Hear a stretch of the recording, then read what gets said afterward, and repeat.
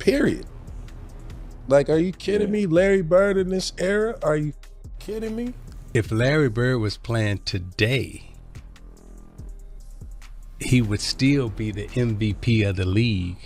Physical himself to say that he wouldn't be able to play in this league because this league too physical. Like, what league you watching? Larry Bird isn't just some old highlight from the past. He's the original blueprint for straight domination. The type of player who would walk into today's NBA and bend it to his will. The way he read the floor, predicted every move, and delivered under pressure was light years ahead of everybody else. If Bird laced them up in 2026, the league wouldn't change him. It would adjust to him. Bird had the full package: deep shooting range, next-level basketball IQ, elite passing that could slice up modern defenses and turn isolation ball into smooth motion offense. That's rare. While today's stars lean heavy on speed, bounce, and raw explosiveness, Bird brought something colder, a mental edge that cancels all that out. I think it was Dennis Rodman who recently said that if Larry Bird played today,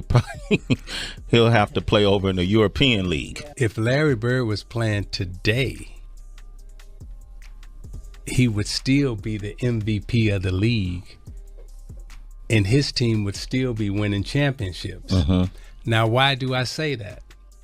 Because we just watched the Joker, who is very similar to Larry Bird, take his Denver Nuggets team and win the championship. So if I look at these two players and if I'm saying they're similar, then Bird would probably win 2 or 3 championships in this era also. In this era right now. Yeah. He didn't need to jump over anyone. He'd outwork you, outthink you, seal his spot, and punish every mistake.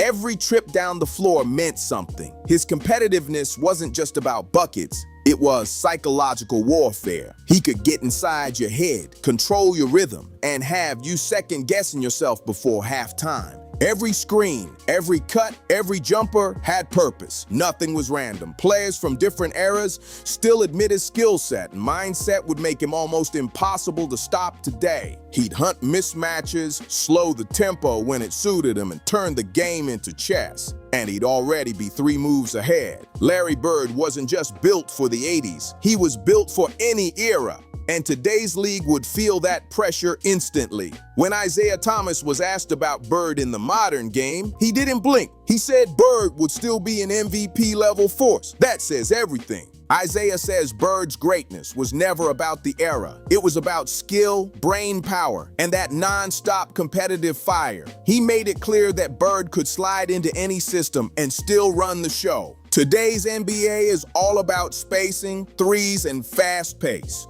But Bird already had that vision locked in before it was trending. Period. Like, are you kidding me? Larry Bird in this era? Are you kidding me? That's you know what I mean? That's what be boiling my blood. But it'd people been more don't. rough though. For who? For Larry. How? And it starts. What you mean? How? Just the physical He's capability. 6'10", dude. That's a lot of 240. 6'10". Okay. Nah, it's a lot of that. And That's all I'm saying. He birthed that. Don't get me wrong, he birthed it. I'm just saying we hadn't seen it Who's then. going to be matched up against Larry Bird? Karl Anthony Towns. That's a nightmare, man. For Karl Anthony Towns.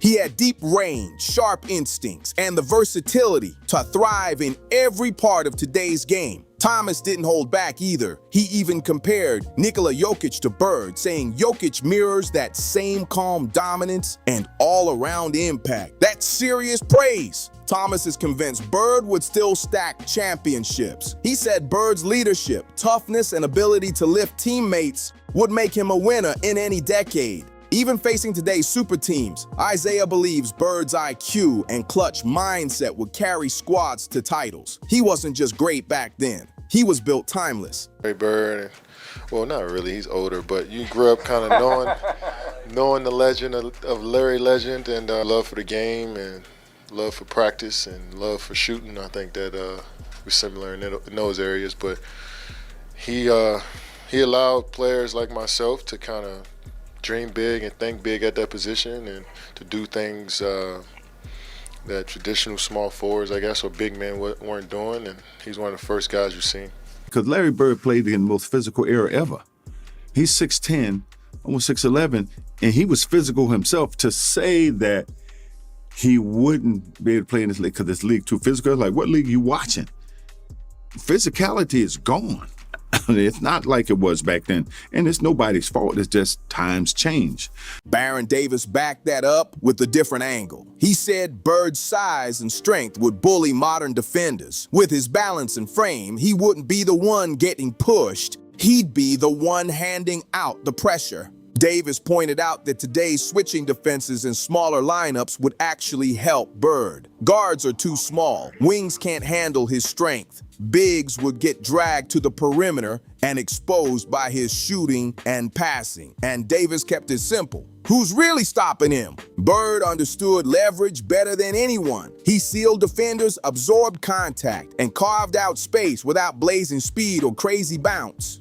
Barron said that kind of body control is rare now, and most defenders today aren't built to handle it for 4 straight quarters. From his view, Bird wouldn't just survive this era, he'd feast. Almost nobody stopped him back then. So why would it suddenly change now? I remember it was after practice, right? And we were shooting around and he's walking out. I've never to this point, I've never seen him play. So we're shooting and he's like walking out of the gym about to leave, but the ball rolls over to him. And I'm sure he probably haven't shot the ball in like fucking, I don't know, years at this point. So he picks the ball up, bro, shoots that motherfucker cash from 3 too, and he's in slacks, he's in a button down. Hey. Oh, bro, he cashed that shit and then just smooth walked out, bro. Kevin Durant didn't grow up watching Larry Bird live, but Bird's shadow was everywhere. Coaches used him as the example. Analysts measured players against him. Veterans spoke about him like the gold standard, not some old story. The deeper Durant studied the game, the more obvious it became why Bird's name never faded. Bird didn't just play forward. He rewrote the position. Before him, size meant limits. Forwards scored and rebounded. Guards created. Bird shattered that mold. He passed with precision, stretched the floor with deep shooting, and controlled offenses through decisions, not speed. He proved skill at size could run the entire game. That shift changed everything. Long, versatile forwards who handle, shoot, and create. That lane opened because Bird forced it open. Durant's style is different, but the blueprint was already laid down. Durant has also mentioned Bird's mindset. Calm, confident, zero wasted motion, no extra noise, just command. The whole team is just stretching, and Larry just walks on the court, grabbed the ball and started jacking threes, whoosh, whoosh, whoosh. I'm looking at everybody, I'm like, do y'all see this right now? And he made at least 10 in a row threes, just walked in, came in, looked at us, and was looking at us stretch and hit 10 threes in a row and walked off and sat like he ain't do nothing, it was regular, and folded his legs and just sitting there looking at us. I'm like, yo, this guy's nice. That's Larry Legend right there. I'm like, man, that's a legend right there. Bird showed that real dominance doesn't need flash. It needs control. That mentality still echoes through the league. Dominique Wilkins shuts down the soft era talk completely. He said Bird battled in one of the most physical periods the NBA ever saw. Contact was constant. Space had to be earned. Larry Bird was like a Magic Johnson, or a Magic Johnson was like a Larry Bird. They try to add something new every year. They work harder than the rest of them. When practice is over, you could see Larry Bird out there every day, shooting for another 20 minutes, another half hour. If he didn't get enough running, he'd do some laps. He would just work hard. But above all, he was the most highly self-motivated athlete I ever was connected with. Larry Bird was. Compared to that grind, today's open floor would feel like freedom for him. Wilkins made it clear Bird absorbed punishment every single night. Hard fouls, body bumps, hands grabbing on every cut, and none of it fazed him. He still scored, he still created, he still dictated the game with pure toughness and surgical precision. That matters when you picture him in today's NBA. Now imagine him in an era where freedom of movement is protected and spacing is king. Wilkins believes Bird would eat in this environment. Defenders wouldn't be allowed to lean on him the same way. Close outs would stretch longer. The physical intimidation tactics would be limited. It's simple. If Bird dominated when a game was rough and unforgiving, he'd dominate even more in a skill and space league. When Paul George was young in Indiana, Larry Bird wasn't just some framed photo on the wall. He was around. He worked with the organization. He'd stand quietly at practice, off to the side, watching everything. He barely spoke. He didn't have to. His presence alone said enough. One afternoon, George was getting up routine shots. Nothing crazy, just regular reps.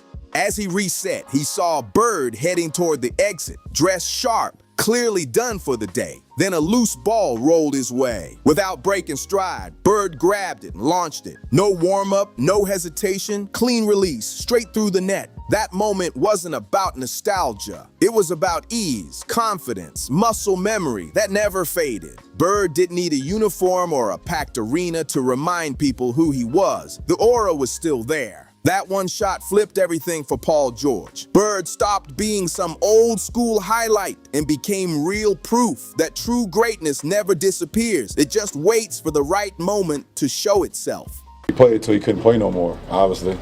We know that. He just played till he literally couldn't play the game no more. He gave everything he had. And for young guys that don't know him, you know, they think of Larry Bird as a jump shooter. But he was so much more than that. He was a passer. He averaged double-digit rebounds. He defended, he took charges. And, you know, he's a straight-up complete basketball player. And me as a small forward. Lance Stevenson had a similar wake-up call during his time with the Indiana Pacers. Larry Bird wasn't just a retired name in the building. He was around, older, out of game shape, but still carrying that quiet authority. And according to Lance, he absolutely owned that gym. One practice, Bird casually stepped onto the court. No big announcement, no speech. He grabbed a ball and started launching threes. No warm-up, no stretching, just shots going up. 10 in a row, clean, no rim, no celebration. Lance said the entire gym went silent. Nobody joked, nobody moved. The message was loud, without a single word. Bird wasn't trying to impress anyone. He was reminding them what elite skill actually looks like. For Lance, that moment defined him. The calm confidence, the precision, the effortless control. Years removed from retirement, and the touch was still automatic. It wasn't about nostalgia. It was a reality check. Some greatness doesn't fade when the jersey comes off. It stays sharp, ready to speak for itself. Red Auerbach believed Bird's dominance came from something deeper than talent. It was growth. Red always said Bird refused to stay the same. He kept adding layers to his game, always searching for an advantage. That mindset made him dangerous in any era. If defenses adjusted, Bird adjusted quicker. Take away his scoring, he'd dissect you with passing. Crowd his favorite spots, he'd create new ones. If his body slowed down, his mind sped up. Auerbach believed that hunger to evolve is what kept Bird on top year after year. Never predictable, never stuck, always one step ahead. What fueled that growth was his mindset. Bird couldn't stand being predictable. He refused to let opponents figure him out. Red saw it every day. Extra reps, deep film study, tiny adjustments that turned into huge advantages over time. Bird wasn't chasing applause. He was chasing progress. That hunger is exactly why he'd thrive in any era. Today's NBA demands versatility, intelligence, and non-stop adjustments, and Bird lived that before it was trendy. LeBron James has always respected the history of the game. From day one, he studied the legends who built the league. He was like he was a savant on the court, like just a savant, like 2 plays ahead on everything. And so I was just talking about this maybe 3 or 4 days ago, how hard it was to go into Boston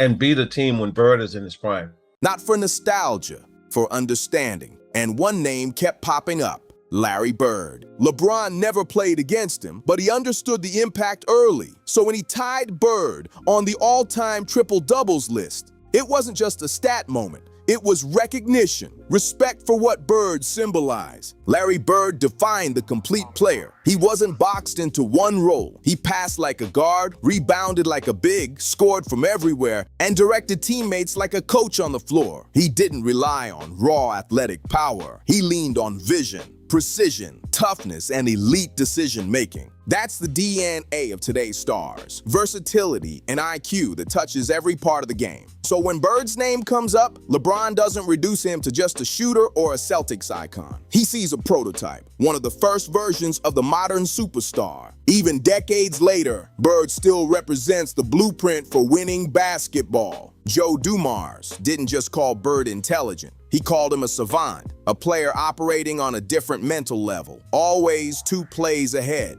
Dumars said guarding Bird wasn't about reacting, because reacting meant you were already cooked. By the time a defender made an adjustment, Bird had already read the next move. He knew where the help was coming from. He knew who would overcommit. He knew where the open teammate would be before the defense even shifted. That's control on another level. That's what separated Bird. He didn't just read the play. He read the chain reaction behind it. Take away his shot, he'd slice you up with a pass. Stay glued to shooters, he'd score himself. Hesitate for a split second, the possession was already finished. Dumars said Bird never forced the action. No wasted steps, no panic, just smart decisions stacking up until the defense cracked. That's what made him different. Not elite speed, not explosive bounce. It was raw processing power. Bird wasn't operating on the same level. He was thinking one possession ahead before others caught up. And here's the truth. Bird would dominate today for one clear reason.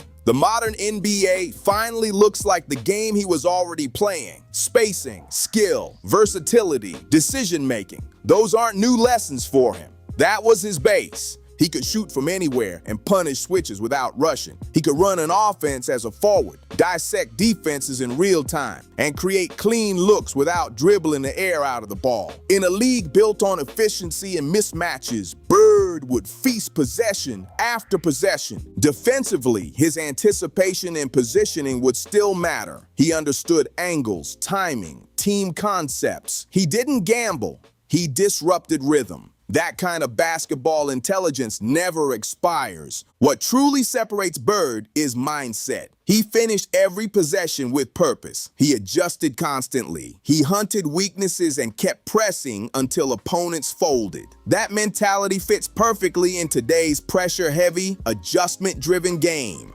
Bird wasn't great because of the decade he played in. He was great because he understood basketball on a deeper level than most ever will. Give him modern spacing, freedom of movement, and three-point emphasis, and his impact only grows. This isn't nostalgia talk, it's translation. Skill translates, IQ translates, competitive fire always translates. Larry Bird wouldn't be trying to keep up with today's stars. They'd be scrambling to keep up with him.